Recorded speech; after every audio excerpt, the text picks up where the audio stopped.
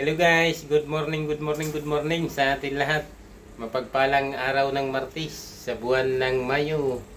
Ngayon ay 27 of May 2025. Magandang morning po sa atin lahat. Magandang araw sa Luzon, Visayas, Mindanao at sa buong mundo. Have a blessed Tuesday sa atin lahat.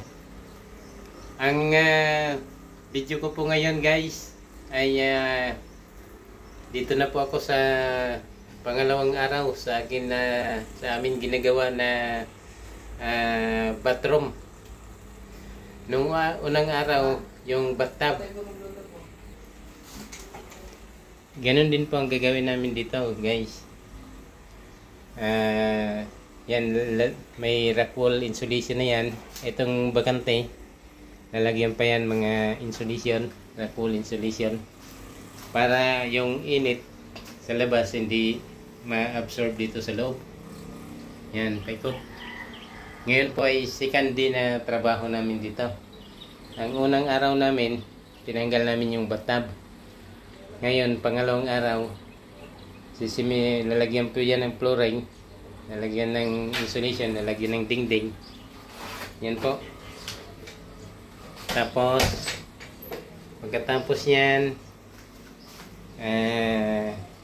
maglalagay na ng tiles. Ang dingding po pala ay cement board. Kung sa atin sa Pilipinas ay Hardiplex. Yan. Ito na po yung linya ng drainage, drain line. Ito. Kaya ang flooring hanggang dito. Yan. Yung paikot yan, lalagyan ng simento. Yan. Ang team ko ay apat kami magtatrabaho dito ngayon.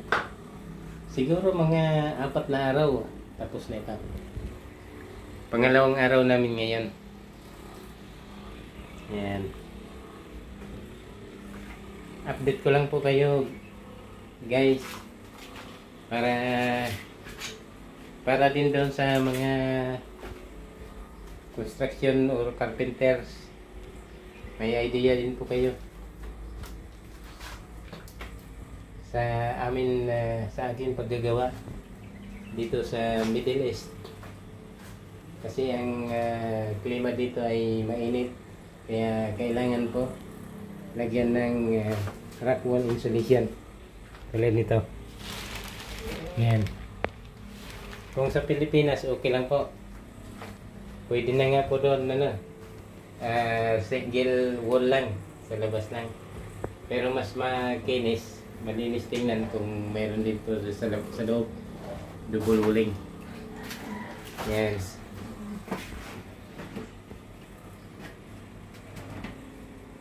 Update ko na lang po kayo pagka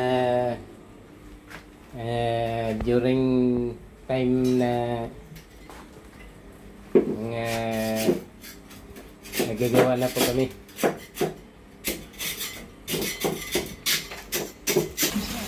Ito, naghalo na kami ng simento, yung mga kasama ko. Ay. Yan, ito yung gagamitin namin doon sa loob, sa flooring, para mas matibay at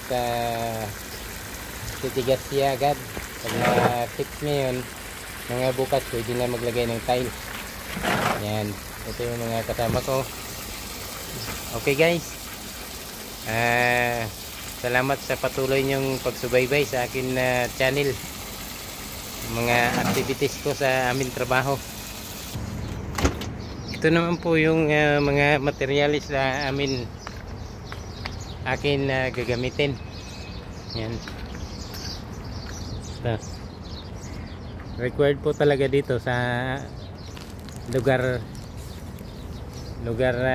dito sa Middle East. Mayroon po talaga rock wall insulation, yung mga walling, ceiling. Yan. Ito yung waterproof adhesive tile grow. tile glue. Kaya mayroon tayong simento. Saka mayroon tayong concrete board. Yan. Kung sa atin ito ay tawagin na sa Pilipinas i Hardiplex. Dito sa Middle East concrete board. Yan. Manipis lang yung gagamitin namin kasi yun lang yun kaya sa budget. Mayroon din makapal, mayroon manipis, pero okay na yun sa manipis. Okay,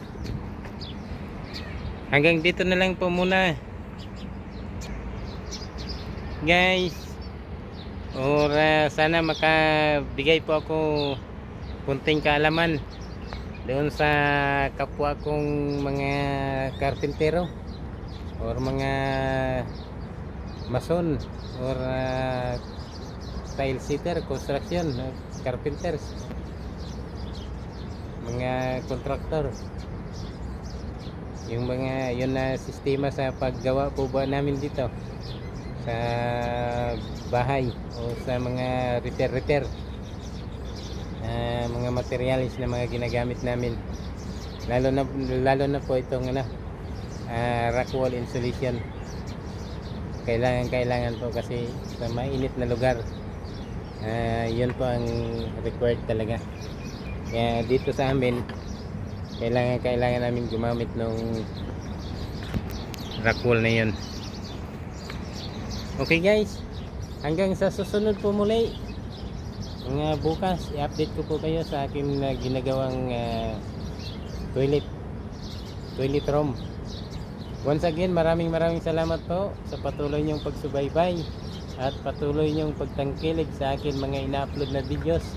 Please like and share. Naglalambing po ako, at saka paki-subscribe na rin po.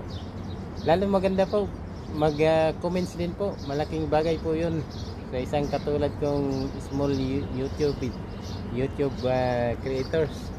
Once again, maraming salamat po. Mabuhay. God bless us all.